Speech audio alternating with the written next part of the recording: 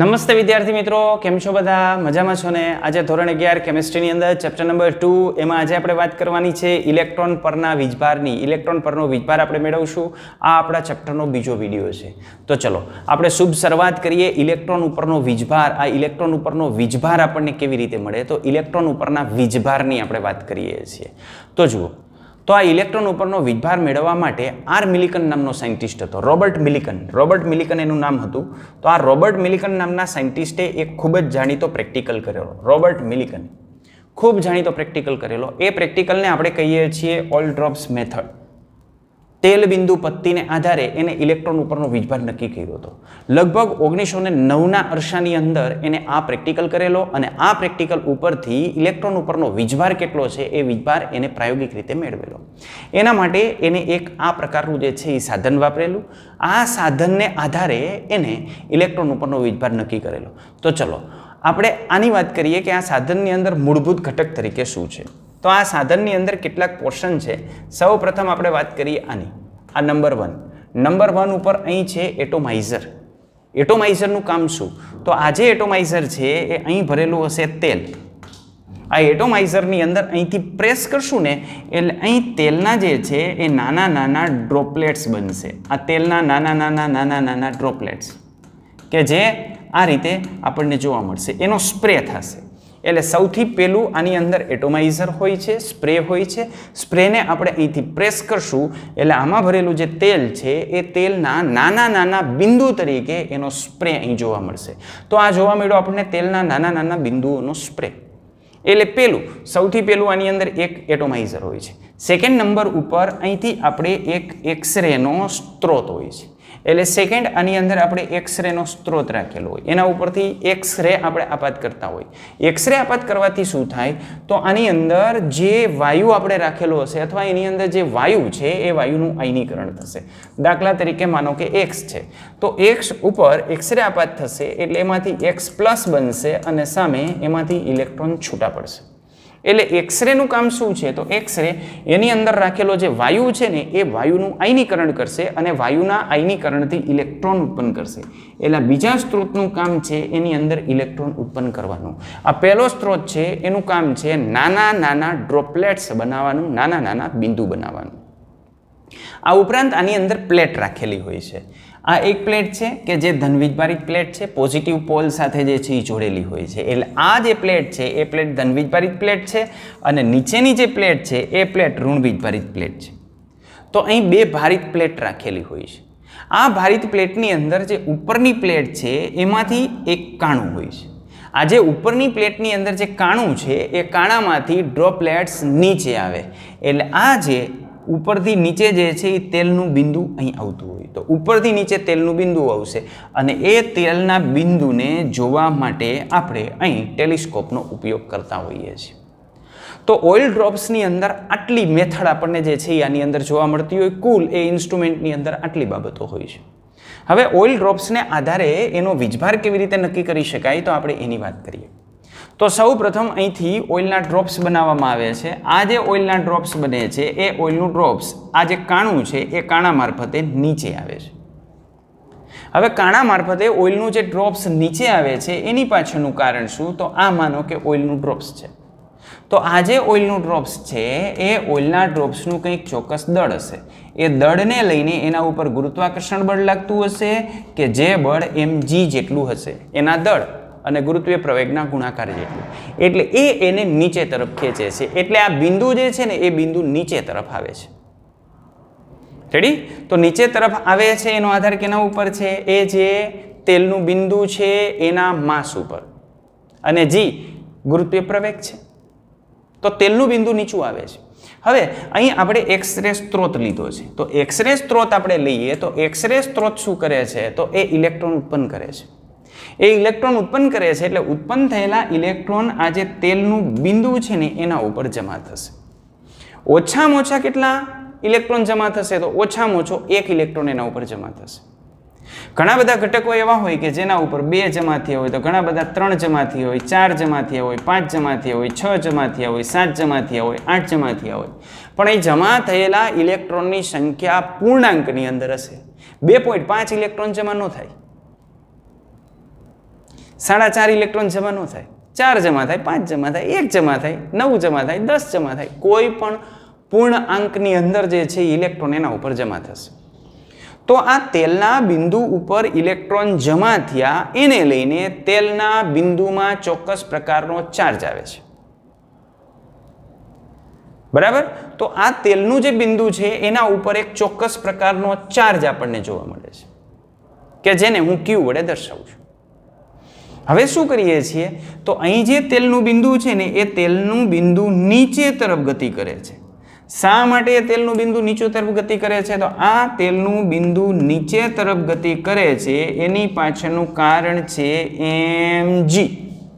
શું કારણ છે એની પાછળનું? mg. રેડી? હવે આ જે પ્લેટ આપણે ગોઠવેલી છે ને એ પ્લેટને આપણે કરીએ છીએ વીજભારિત. આ જે પ્લેટ છે એ બંને પ્લેટ, એ પ્લેટને આપણે વીજભારિત કરીએ છીએ. આ તેલના બિંદુ ઉપર ગોઠવાયેલા છે ઇલેક્ટ્રોન, એટલે તેલનું બિંદુ છે ને એનો વીજભાર થઈ જાય નેગેટિવ, એટલે આ તેલનું બિંદુ ઋણ વીજભારિત છે. હવે ઉપર જે આપણે પ્લેટ ગોઠવેલી છે એ પ્લેટથી આપણે શું કરીએ છીએ તો પ્લેટથી અહીં હાઈ વોલ્ટેજ આપણે આને લાગુ પાડીએ છીએ. અહીં આપણે વોલ્ટેજ લાગુ પાડીએ છીએ એટલે ઋણ વીજભારિત ઓઇલ ડ્રોપ્સ છે એ ઋણ વીજભારિત ઓઇલ ડ્રોપ્સ ધન વીજભારિત પ્લેટ પ્રત્યે આકર્ષિત થાય. બરાબર? તો એ કેવી રીતે આકર્ષિત થશે? તો હવે એનો આધાર આ બે ફોર્સ ઉપર છે. એક ફોર્સ એવું છે કે જે એને નીચે તરફ ખેંચે છે અને અહીં આપણે ચાર્જ લાગુ પાડશું E, એટલે એક ફોર્સ એવું છે કે જે આ તેલનું બિંદુ છે એ તેલના બિંદુને ઉપર તરફ ખેંચે છે. Q એટલે આ જે ઓઇલ ડ્રોપ્સ છે એના ઉપર જમા થયેલો ચાર્જ છે અને E આપણે અહીંથી જે પોટેન્શિયલ લગાવીએ છીએ, વીજભારિત જે પ્લેટ છે એ પ્લેટને આપણે જે વોલ્ટેજ આપીએ છીએ, ચાર્જ કરીએ છીએ અને વિરુદ્ધ વીજભાર વચ્ચે જે આકર્ષણ હોય એને લઈને QE પ્રકારનું ફોર્સ એને ઉપર તરફ લાગે છે, mg પ્રકારનું ફોર્સ એને નીચે તરફ લાગે છે. આપણે શું કરવાનું છે તો આપણે જે ઓઇલનું ડ્રોપ્સ છે એ એક્ઝેક્ટ મધ્યમાન સ્થાનની અંદર રહેવું જોઈએ, નીચે ન જવું જોઈએ, ઉપર ન જવું જોઈએ, એવી પરિસ્થિતિ સેટ કરવાની છે. એવો ચાર્જ તમારે ત્યાંથી જે છે એ સેટ કરવાનો છે કે જેથી એ ઓઇલ ડ્રોપ્સ ઉપર બી ના જાય અને નીચે બી ના જાય, સ્થિર રહે એક જગ્યાએ. અને જો આપણે એને સ્થિર રાખીએ ને તો આપણને શું મળે છે તો એને સ્થિર રાખવા માટે આપણને આટલી બાબત જે છે ખ્યાલમાં આવે કે જ્યારે આપણે એને સ્થિર રાખશું ને ત્યારે આપણને આ વસ્તુ જોવા મળશે, QE. Q અને E નો જે ગુણાકાર છે એ અને M અને G નો જે ગુણાકાર છે આ બંને સરખા થઈ જશે. કારણ કે પ્લેટ આ જે બિંદુ છે એ બિંદુ હવે નીચે બી નથી જતું અને ઉપર તરફ બી નથી ખસતું, એટલા માટે વચ્ચે સ્થિર થઈ જાય છે, સ્ટેડી થઈ જાય છે, એટલા માટે આવું આપણને જોવા મળે છે. હવે આમાંથી આપણે ચાર્જ Q ની કિંમત મેળવીએ તો ચાર્જ Q ની કિંમત આપણને મળશે mg/E. એના વડે આપણને ચાર્જ Q ની કિંમત મળશે. પણ આપણે આનો અભ્યાસ કરીએ ને તો ચાર્જ Q ની કિંમત જે મળે છે એ n ના ગુણાંકમાં મળે છે, n × 1.6 × 10⁻⁻19 coulomb multiply by n. અહીં n કોઈ પણ પૂર્ણાંક સંખ્યા છે, 1 હોઈ શકે, 2 હોઈ શકે, 3 હોઈ શકે, 4 હોઈ શકે, પણ n અહીં પૂર્ણાંક સંખ્યા છે. તો આ ઓઇલ ડ્રોપ્સ ઉપરનો ચાર્જ આપણને આ n ના ગુણાંકમાં શું મળ્યા? તો આ n ના ગુણાંકમાં શા માટે મળ્યો તો એ આપણે સમજાવવું હોય તો આ રીતે સમજાવી શકીએ કે અહીં કદાચ એવું બને કે આ જે ઓઇલ ડ્રોપ્સ છે એના ઉપર 1 ઇલેક્ટ્રોન હોય, તો જો ઓઇલ ડ્રોપ્સ ઉપર 1 ઇલેક્ટ્રોન હોય તો આ n ની કિંમત કેટલી આવશે? 1 આવશે. ઓઇલ ડ્રોપ્સ ઉપર કદાચ એવું બને કે 2 ઇલેક્ટ્રોન હોય, 2 ઇલેક્ટ્રોન હોય તો n ની કિંમત કેટલી મળશે? 2 મળશે. 5 ઇલેક્ટ્રોન હોય તો આની કિંમત કેટલી મળશે? 5. 10 ઇલેક્ટ્રોન હોય તો કેટલી મળશે? 10. તો ઓઇલના ડ્રોપ્સ ઉપર કેટલા ઇલેક્ટ્રોન છે એ ઇલેક્ટ્રોનની સંખ્યા આ n હોય તો આપણે આ સાચું સમજાવી શકીએ કે Q = n મલ્ટીપ્લાય બાય આ પર્ટિક્યુલર ચાર્જ શા માટે મળે છે. તો આના પરથી આપણે કહી શકીએ કે આ જે પર્ટિક્યુલર આપણને મળે છે ને એ શું છે? એ 1 ઇલેક્ટ્રોનનો ચાર્જ છે. જો 5 ઇલેક્ટ્રોન હોય તો આના કરતાં 5 ગણો ચાર્જ આપણને એના ઉપર જોવા મળે. રેડી? તો મિલિકને આ ઓઇલ ડ્રોપ્સ પ્રેક્ટિકલ કર્યો અને ઓઇલ ડ્રોપ પ્રેક્ટિકલને આધારે ઇલેક્ટ્રોનનો ચાર્જ એને મેળવ્યો. આ ચાર્જ મેળવવા માટે એને E/me ના ગુણોત્તરનો પણ ઉપયોગ કરેલો અને આ જે ચાર્જ છે એ ચાર્જનો ઉપયોગ કરી અને એને ઇલેક્ટ્રોનનું દળ પણ મેળવ્યું, માસ ઓફ ઇલેક્ટ્રોન. કારણ કે જે થોમ્સને આપણને ઇલેક્ટ્રોન અને માસ ઓફ ઇલેક્ટ્રોન, ચાર્જ અને માસ ઓફ ઇલેક્ટ્રોનનો ગુણોત્તર તો આપણને આપ્યો હતો, એ ગુણોત્તરમાં ઇલેક્ટ્રોનનો ચાર્જ આને મેળવી લીધો તો એ મૂકી દઈએ એટલે આપણને શું મળી જાય? માસ ઓફ ઇલેક્ટ્રોન આપણને મળી જાય. તો માસ ઓફ ઇલેક્ટ્રોન પણ આપણે આને આધારે જે છે એ મેળવી શકીએ છીએ. ચલો જુઓ, આ શું છે? ઓઇલ ડ્રોપ્સ પ્રેક્ટિકલ કરવા માટે એને જે મશીન લીધું હતું, જે સાધન લીધું હતું, એ સાધન છે. કેટલા પાર્ટની અંદર વેચાયેલું છે? મુખ્ય પાર્ટની અંદર આપણે વાત કરી, આ પહેલો પાર્ટ, આ બીજો પાર્ટ અને આ પ્લેટ જે છે એ ત્રીજો પાર્ટ. અહીંથી તો આપણે ઓબ્ઝર્વેશન કરવાના છીએ. રેડી? ચલો હવે ઓઇલ ડ્રોપ્સની અંદર આપણને જે ચાર્જ મળ્યો, એ ચાર્જ કેવી રીતે મળ્યો તો આપણે એની વાત કરી લઈએ. તો ઇલેક્ટ્રોન ઉપરનો ચાર્જ આપણને કેટલો જોવા મળ્યો? તો ઇલેક્ટ્રોન ઉપરનો ચાર્જ આપણને મળ્યો 1.6 × 10⁻⁹ કુલમ. પણ ઇલેક્ટ્રોન ઋણ વીજભારિત છે એટલે આ ચાર્જ આપણે કેવો લઈએ છીએ? ઋણ ચાર્જ લઈએ છીએ. બરાબર? આ કેના ઉપરથી મળ્યો તો? પ્રેક્ટિકલી આપણને મળેલો. અને હાલમાં આપણે જે છે એનો ચાર્જ કેટલો સ્વીકારેલો છે? તો -1.6022 × 10⁻⁹ કુલમ. તો અત્યારે આપણે જે સ્વીકારેલું છે આ એક્ઝેક્ટ એની નજીક જ છે, 1.6 છે, આમાં 1.6022. પાછળની ઘાત તો સરખી જ છે, 10⁻⁹ કુલમ, 10⁻⁹ કુલમ. બરાબર? હવે થોમ્સને જે આપણને નમૂનો આપ્યો એ નમૂનાની અંદર એને E/me નો જે ગુણોત્તર છે એ ગુણોત્તર આપણને આપી દીધો હતો. E/me, mass of electron. આનો ગુણોત્તર એને આપણને આપી દીધો હતો. હવે આ માસ ઓફ ઇલેક્ટ્રોનનો એને જે ગુણોત્તર આપી દીધો છે એમાં હવે આપણને આ મળી ગયો છે ઇલેક્ટ્રોનનો ચાર્જ. તો જો આપણે ઇલેક્ટ્રોનનો ચાર્જ આપણે આની અંદર મૂકી દઈએ તો આપણે શું કરી શકીએ? ઇલેક્ટ્રોનનું દળ નક્કી કરી શકીએ. તો ઇલેક્ટ્રોનનું દળ આપણે નક્કી કરવું હોય તો ઇલેક્ટ્રોનનું દળ આપણે કેવી રીતે નક્કી કરી શકીએ? તો આ રીતે નક્કી કરી શકીએ, E/me. આનો ગુણોત્તર, આ જે ગુણોત્તર છે એ ગુણોત્તરની અંદર ની કિંમત આપણે મૂકી દઈએ એટલે આપણને મળી જાય માસ ઓફ ઇલેક્ટ્રોન. બરાબર? અને આમ પણ લખી શકાય. અહીં આપણને આપ્યું છે માસ ઓફ ઇલેક્ટ્રોન. તો એ માસ ઓફ ઇલેક્ટ્રોન કેવી રીતે આપ્યું છે? આમ આપ્યું છે, માસ ઓફ ઇલેક્ટ્રોન = ઇલેક્ટ્રોનનો ચાર્જ ના છેદમાં ઇલેક્ટ્રોનના ચાર્જ અને દળનો ગુણોત્તર. તો આ છેદનો છેદ છે ક્યાં જાય? અંશમાં. બે ઉડી જાય એટલે એના બરાબર આપણને શું મળે? me. એટલે માસ ઓફ ઇલેક્ટ્રોન આપણે મેળવવો હોય તો માસ ઓફ ઇલેક્ટ્રોન આપણને મળશે ઇલેક્ટ્રોન ઉપરનો વીજભાર અને બીજું આપણે શું લેશું? એના વીજભાર અને દળનો ગુણોત્તર. બરાબર? તો આ આપણે અત્યારે મેળવો. કેની કિંમત છે? ની કિંમત. ની કિંમત કેટલી? 1.6022 × 10⁻⁹ કુલમ. રેડી? ક્લિયર? ઓકે? તો અહીંયા નીચે શું આવશે? માસ ઓફ ઇલેક્ટ્રોન. અને આનો ગુણોત્તર આપણને કેટલો મળ્યો હતો? તો ઓલરેડી એનો ગુણોત્તર તો આપણને જે છે આટલો મળી જ ગયો હતો. તો આના ગુણોત્તર બરાબર આપણે લખીએ 1.758820 × 10⁻11 કુલમ પર કેજી. રેડી? એક વસ્તુ સમજાય છે? સમજાય છે એક વસ્તુ? ચાલો જો આ E/me, ની કિંમત આપણે મૂકી દીધી અને આખો જે ગુણોત્તર છે એની કિંમત મેં અહીં મૂકી દીધી. મારે me ની કિંમત જોતી હોય તો me આ બાજુ જાય એટલે મને શું મળે? me = શું થાય? તો me આ બાજુ જાય એટલે મને મળશે 1.6022 × 10⁻⁹ ના છેદમાં 1.758820 × 10⁻11. રેડી? ઓકે? આનું સાદુરૂપ આપીએ એટલે આપણને કેટલું મળે છે? તો એનું સાદુરૂપ આપણે આપીએ એટલે આપણને મળે 9.10939 × 10⁻31 કિલોગ્રામ. તો આનું સાદુરૂપ જે છે એ આપણને મળશે 9.10939 × 10⁻31 kg. આ થઈ ગયું માસ ઓફ ઇલેક્ટ્રોન. તો માસ ઓફ ઇલેક્ટ્રોન આપણને કેવી રીતે મળ્યું? તો માસ ઓફ ઇલેક્ટ્રોન આપણને મળ્યું આ રીતે E/me ના ગુણોત્તરને આધારે. E/me નો ગુણોત્તર જે થોમ્સને મેળવ્યો હતો તો અહીં E/me નો ગુણોત્તર આપણે મૂકી દીધો જે મળતો હતો એ. અને અહીં ઓઇલ ડ્રોપ્સ નમૂનાને આધારે જે ઇલેક્ટ્રોનનો ચાર્જ મળ્યો એ અહીંયા મૂકી દીધો. તો આ માસ ઓફ ઇલેક્ટ્રોન આપણને સાદુરૂપ આપવાથી મળી જાય. એ માસ ઓફ ઇલેક્ટ્રોન આપણને મળે છે 9.10939 × 10⁻31 કિલોગ્રામ. તો આ ડેટા તમારે યાદ રાખવાના છે. આ ઇલેક્ટ્રોનનું માસ છે, ઇલેક્ટ્રોનનું દળ છે. ચલો હવે આપણે આગળ વધીએ પ્રોટોન અને ન્યુટ્રોનની શોધમાં. તો પ્રોટોન અને ન્યુટ્રોનની શોધ કેવી રીતે થઈ? આપણે ઇલેક્ટ્રોનની વાત તો કરી નાખી. ઇલેક્ટ્રોનની શોધ કેવી રીતે થઈ? ઇલેક્ટ્રોનનો ચાર્જ અને માસ એનો આપણને ગુણોત્તર કેવી રીતે મળે? તો થોમ્સનને આધારે એ જોઈ લીધું. ઇલેક્ટ્રોનનો ચાર્જ આપણે મેળવી લીધો. માસ ઓફ ઇલેક્ટ્રોન પણ આપણે મેળવી લીધું. હવે આપણે આગળ જઈએ છીએ પ્રોટોન અને ન્યુટ્રોનની શોધની અંદર. તો આ પ્રોટોન અને ન્યુટ્રોનની જે શોધ થઈ એના માટે ફેરફારવાળી જે કેથોડ કિરણ નળી છે એનો આપણે ઉપયોગ કર્યો. યાની જે વિદ્યુત વિભાર નળી કે જેનો આપણે ઉપયોગ કર્યો તો ઇલેક્ટ્રોનની શોધ માટે, એ જ નળીનો આપણે ઉપયોગ કરીએ છીએ.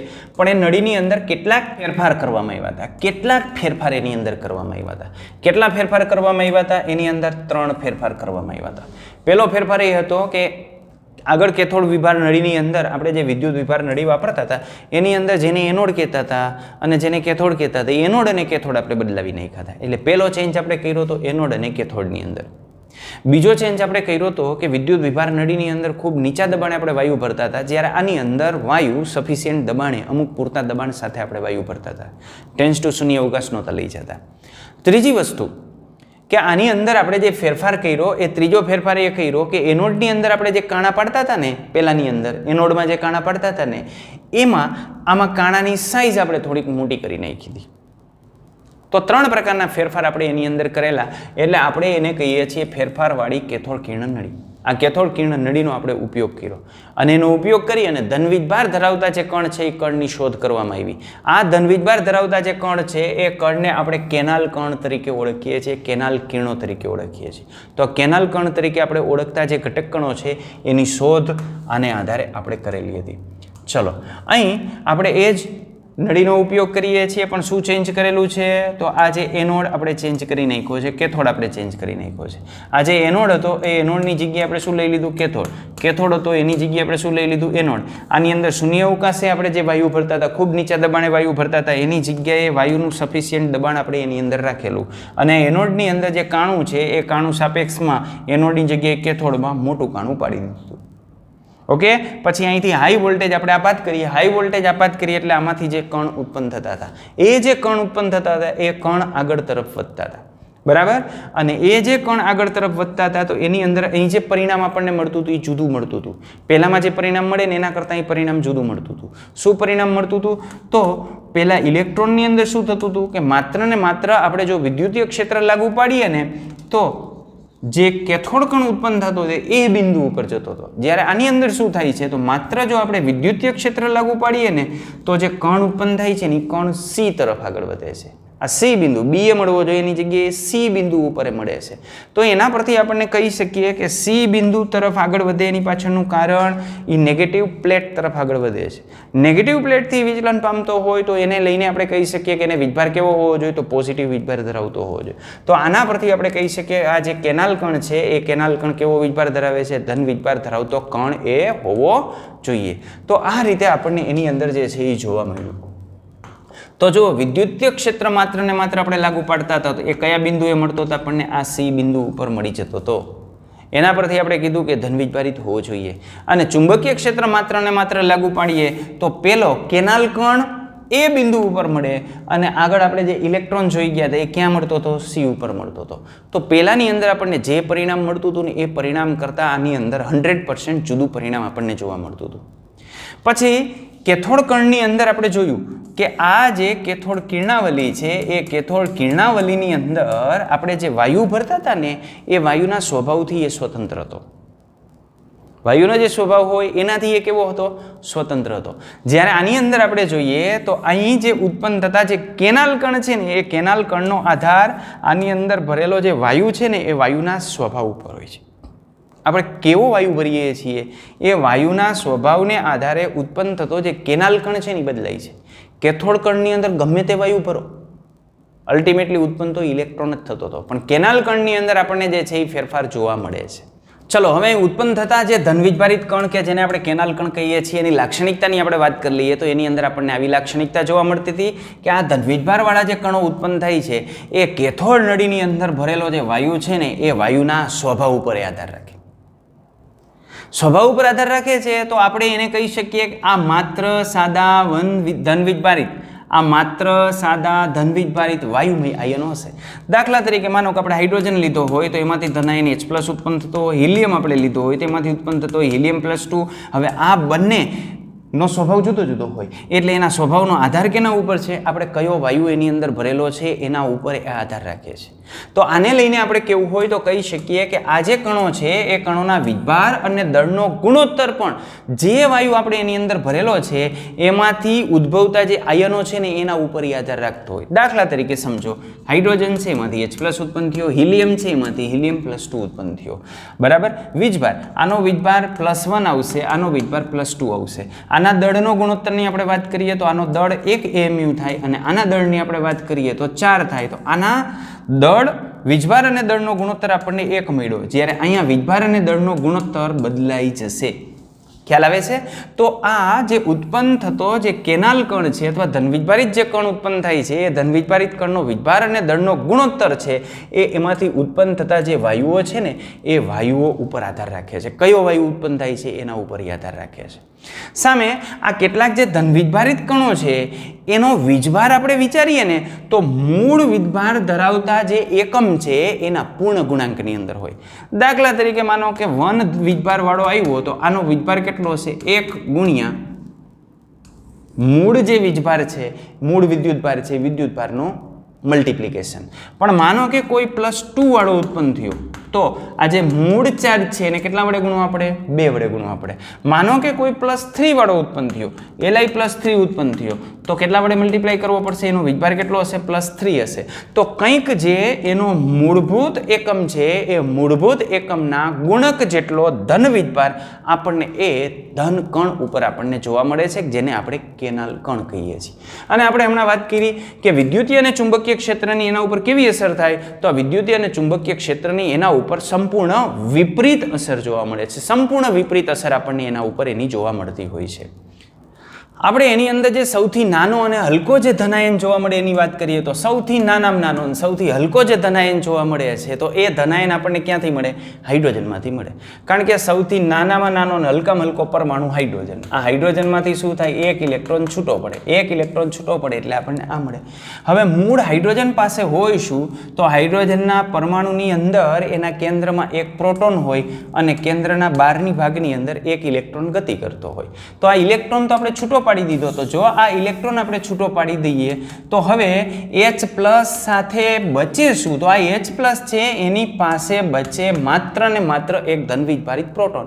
અને એક ધનવીજભારિત પ્રોટોન બચે એટલા માટે આપણે એને શેના તરીકે ઓળખીએ છીએ? તો હાઇડ્રોજનમાંથી જે ઉત્પન્ન થતો નાનામાં નાનો જે ધનાયન આપણને મળે છે એને આપણે H+ કહીએ છીએ અને H+ ને આપણે ઓળખીએ છીએ પ્રોટોન તરીકે. શા માટે?